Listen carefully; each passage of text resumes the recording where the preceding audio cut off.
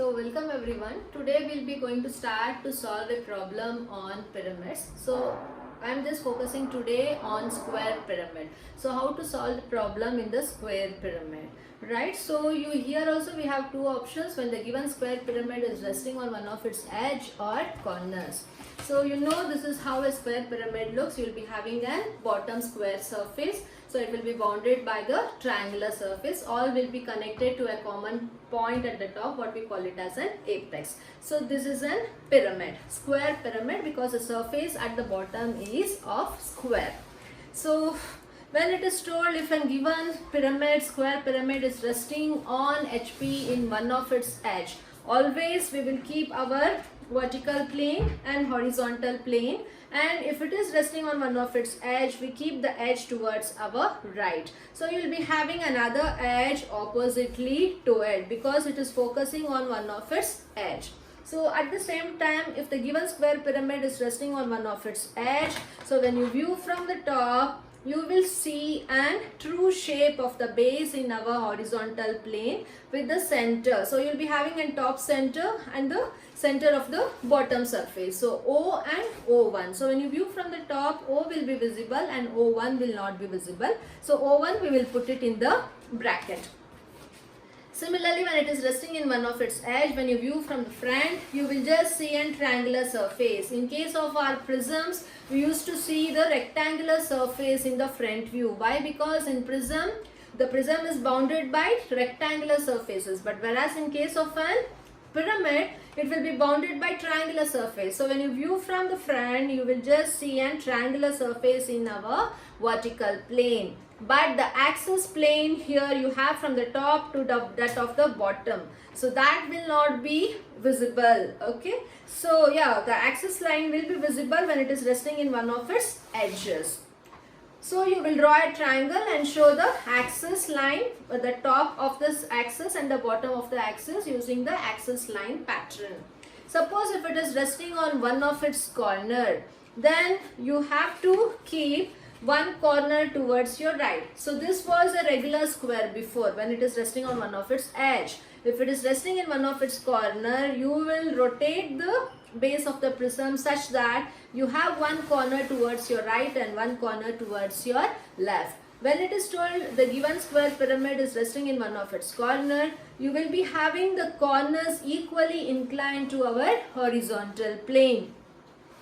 So in this case, when you view from the top, you will get an inclined surface square in our horizontal plane. It will not be a regular square. It will be an inclined square like an rhombus.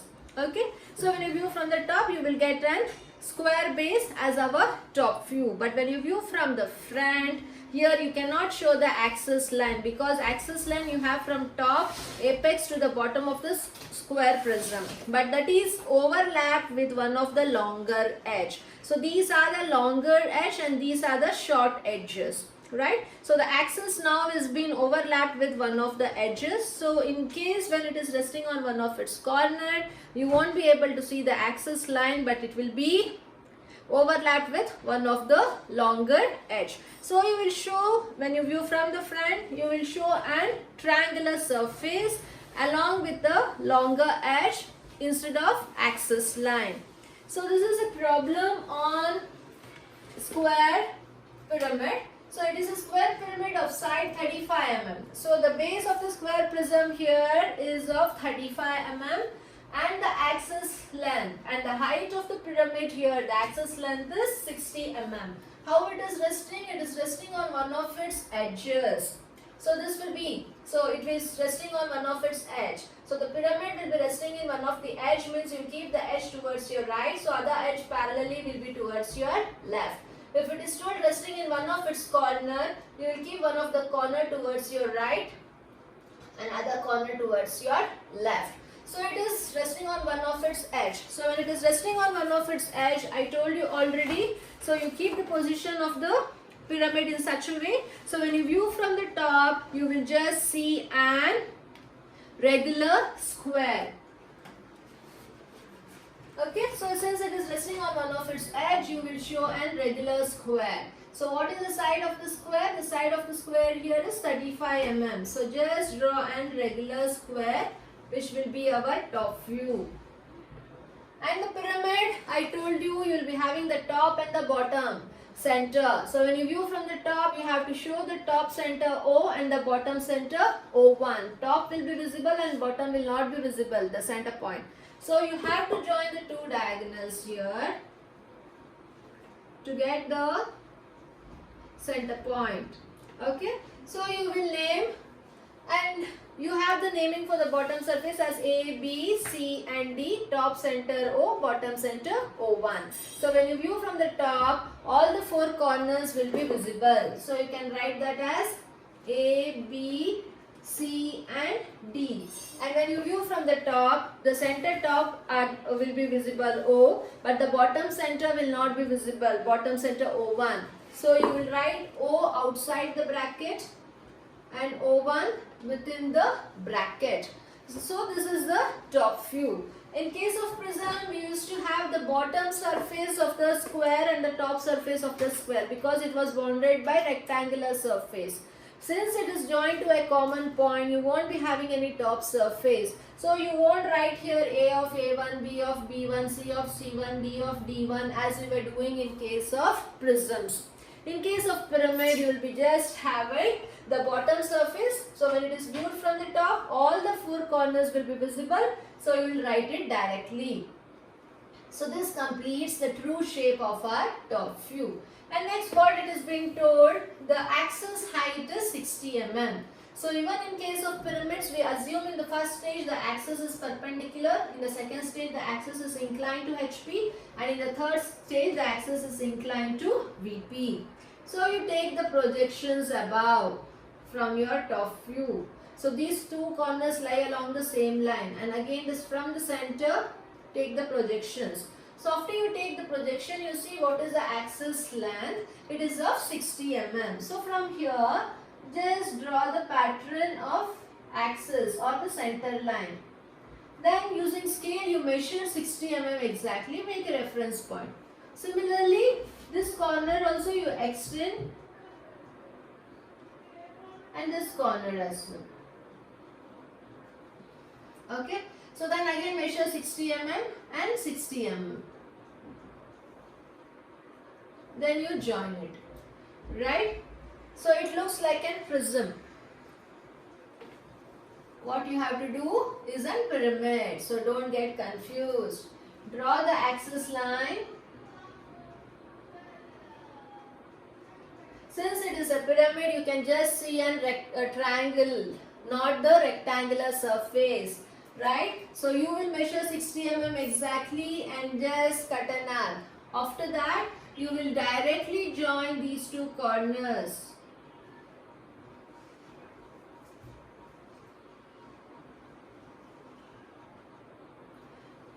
So when the observer views from here, A and D is along the same line. A will be visible and D won't be visible. So you will write it as A dash, in the bracket you will write it as D dash. Similarly, when the observer views from here, B and C is along the same line. B will be visible and hence you will write B dash. C won't be visible, you will write it as C dash. And here, when the observer views from here, the center O will not be visible because you have an H over here. So you will write it here as O dash, the center of the bottom surface, and the center of the top surface here. So this is O1 dash and this is O dash. Okay, so both will be not visible. So you will put it in the bracket. And you have to show the dimension for the axis as how much? It is 60 mm. Okay. And since here it is resting on one of its edges, the axis will be visible. So you will show the axis line. So we have completed the first stage in which the pyramid of side 35 mm. So please show the dimension for one of the side as 35 mm and also show the axis length. So it is resting on one of its edge. So this is done. So then come for the next stage. So draw the projection of the pyramid when the axis is inclined to HP at 45 and VP to 30. So it is a problem on axis where the axis is inclined to 45 and the axis is inclined to VP. So for the second stage, always we go with the inclination of HP first. So leave some space and then show the axis line for inclination of 45 degree to HP. So once axis is inclined, we now have to shift the front view into the 45 degree line. For that you have to first shift the base. So now you will measure the distance from O1 dash to B1 dash, so O1 dash to B dash and C dash, how much it is. So measure this distance using the compass. Just move. So if you measure this distance and keep it at this point exactly, it is coming below XY line. So slide, directly move until this distance cuts exactly our XY line. So where it cuts, just cut an arc and make this reference point. So this distance is exactly cutting on the XY line. So once you get this point, kindly join this point to the arc. So you got half part of the base. So you just extend this line above. And you measure this distance, how much it is, and just cut an arc. So here you have B dash and C dash, and here you have A dash and D dash. And then now we have to construct the remaining part of the front view. So you measure this distance exactly 60 mm, how much it is. Come over here and just cut an arc. So it cuts here 60 mm. So this is our O dash. So now we have to join these two. So kindly join A dash D dash to O dash, B dash, C dash to O dash. Okay. So later take the projections down from each and every point from the top view, front view, sorry, and then take the projections from the top view also.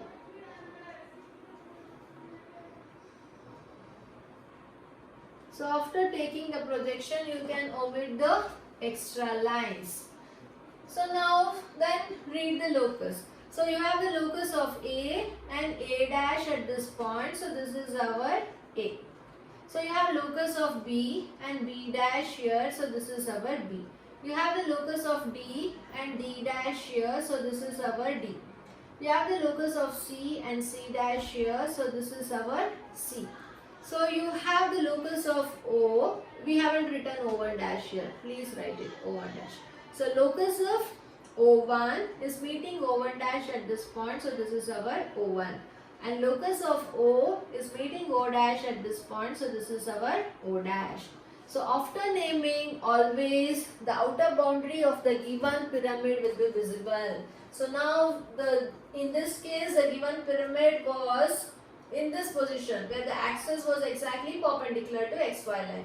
And so now it has been inclined to a particular angle, 45 degrees. So when it has been inclined to any angle, the outer boundary of the pyramid will be visible. So always we join the outer boundary of it first.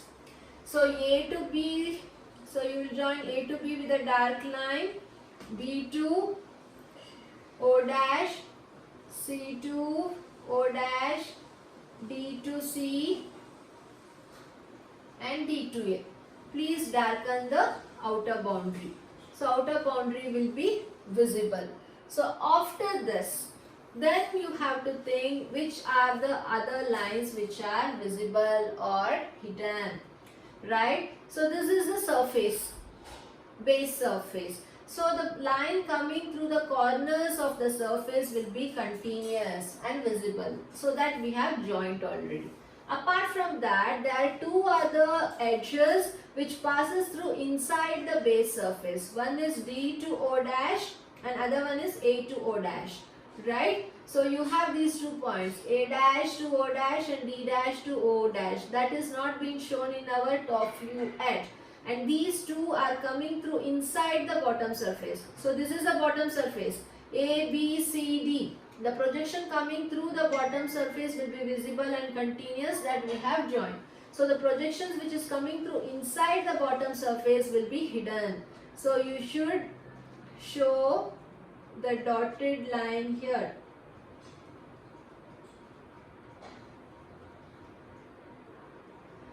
D to O dash and A to O dash. These two will be the dotted lines. Apart from that, you have one corner of the pyramid lying on XY line, B dash and C dash. So the projection passing through that line will be always hidden, because when it has been inclined in this way, when the observer views from here, this corner, the projection, this backside portion of the base edge will not be visible. So this line CB will be hidden. So you please show hidden line. Okay, so this part will be hidden. So you will show the hidden line. Okay, so this is how the second stage top view and the front view looks like when the given problem is resting on edge. Okay, so it is a problem on axis where the axis is directly inclined to HP and VP. So we have completed the inclination with respect to HP. So the inclination with respect to VP is given. So which has been inclined to VP? The axis. The axis is inclined to HP as well as to VP. So when it is a problem on axis inclination, always you won't get the true length of the axis in the first stage as well as in the second stage. In second stage, always we do get the apparent length. So here, since it is resting on one of its edge, you will get the true length of the axis, so which is 60 mm. But in this case, the axis is inclined to 45 degree to HP, and hence the length of the axis what we get from O dash to O dash will be smaller than that of the true length, and hence this distance will be called to be as our apparent length. Since it is a problem on axis and it is told it is directly inclined to VP at 30, the axis is inclined to HP at 45 and VP at 30. So it is in direct inclination. They haven't told that the axis appears to be inclined to VP. If they tell the axis appears to be inclined to VP, then we will just take 30 degree to VP and shift the apparent length directly on that 30 degree line. Since it is not mentioned here as appears to be, and it is told that axis is inclined to VP at 30 degree, we have to determine the apparent angle over here. So for that, everyone know what is the step. The procedure is common. You can either take 30 degree in this way or 30 degree in this way. I am just showing you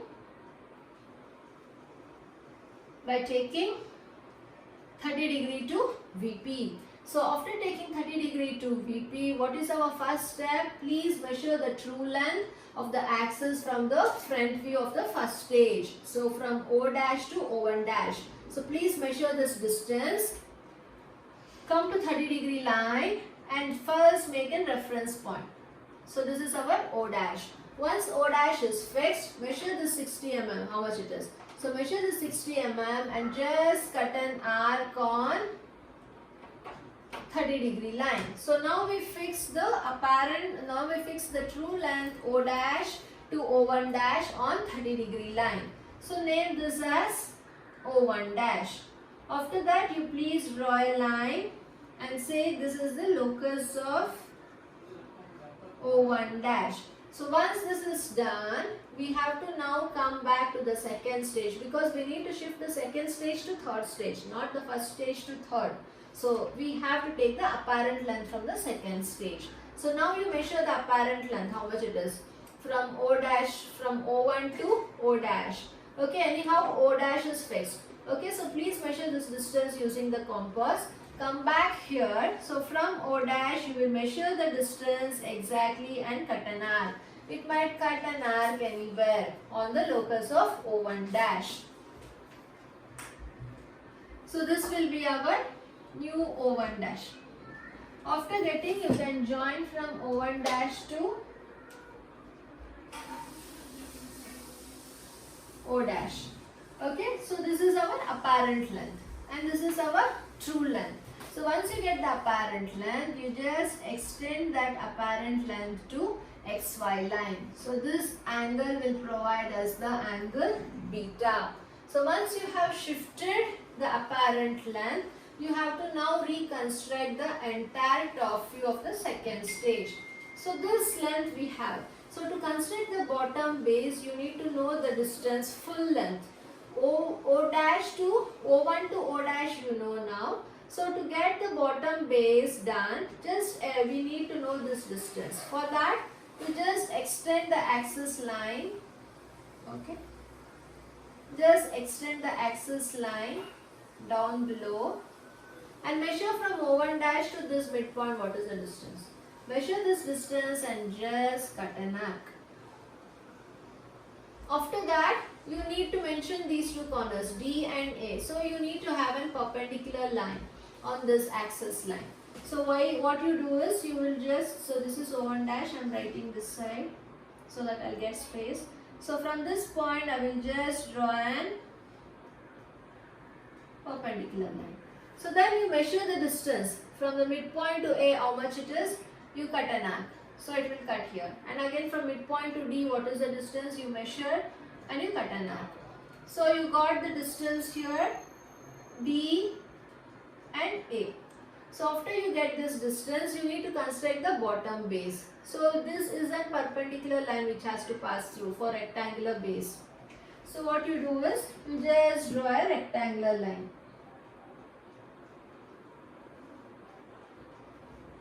After drawing the rectangular line, you measure now, you have got D and A. So from D to C, what is the distance, you please measure and you just cut an arc. And again from A to B, what is the distance, you please measure and you just cut an arc. So you will get the point C and you will get the point B. So this is C and B. So from C to B, it is a dotted line. So kindly join it using hidden line. So this side will not be visible. So after that, so you have this corner already joined. So these two corners are continuous and visible. So you will join this.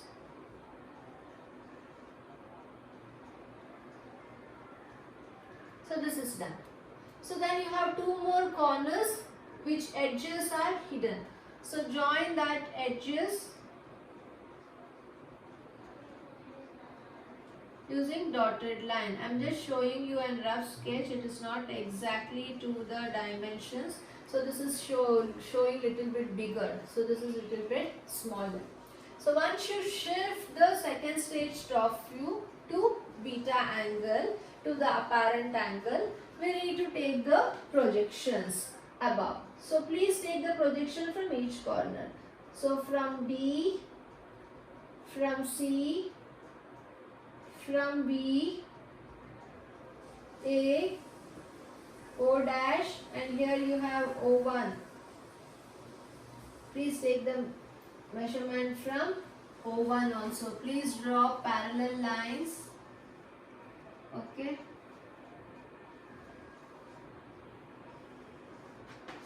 And then you extend the projections from the front view also. So then you erase the extra part of the projections.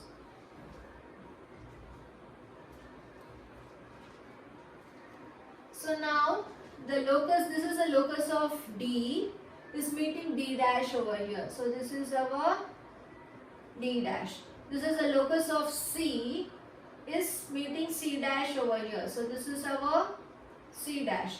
And locus of B is meeting B dash at this point. So this is our B dash. And locus of A is meeting A dash at this point. Locus of A is meeting A dash at this point. So this is A dash. Apart from that, you have to find out the base center O1. So the locus of O1 is meeting O1 dash at this point. So this is our O1 dash. Apart from that, the apex A dash, O dash is meeting O is meeting O dash at this point. So this is our O dash. Okay. So once this is done, always the outer boundary will be visible of the solid. So this is, you will join C dash to B dash, right? B dash to O dash will be visible. Okay, and then D dash to O dash will be visible. D dash to C dash will be visible, and C dash to B dash will be visible. So this is the outer boundary. And when the observer views from here, the bottom base entirely will be visible. So you can make this also dark. D dash to A dash and A dash to B dash. Even this will be dark visible line. So now I told this is the base surface which is visible when the observer views from here. So the lines coming through the corner of the surface through which it is viewed also will be continuous. So this is one of the corner which is joint already. It will be continuous and visible. This is the other corner which is joint. Even this will be continuous and visible. So this is one more corner of the bottom surface which will be visible. So you will join here A dash to O dash. So along with this, we have one more corner here. So we have joined D dash, A dash and B dash to our apex O dash. But we have one more corner here which is passing through C1 dash inside. So this will be hidden. So which is because it is passing through inside surface. So this will be hidden. From C dash to O dash, it will be hidden. Along with that, we have an axis line. So from O1 dash to O dash, you have to show the axis line pattern. Okay. So this is how, so this is the final view of the square pyramid. Okay. Front view, the last final view, how does it look when the axis is inclined to apparent angle beta. So when it is a problem on axis, right, always we have to determine the apparent angle beta. If it is a side resting on one of its edge and the same edge has been inclined to VP or the opposite edge, then the true length will be the same whether it is the first stage or second stage. Then we won't determine the apparent angle. If it is a problem on axis and it is directly inclined to VP, then you have to determine the apparent angle. Please show beta is equal to how much you are getting. So you will calculate beta and write it in the box. So this is how you have to solve the problem when the given square pyramid is resting on one of its edge and when the axis is inclined to HP and VP with an angle of 45 and 30 degree. Thank you.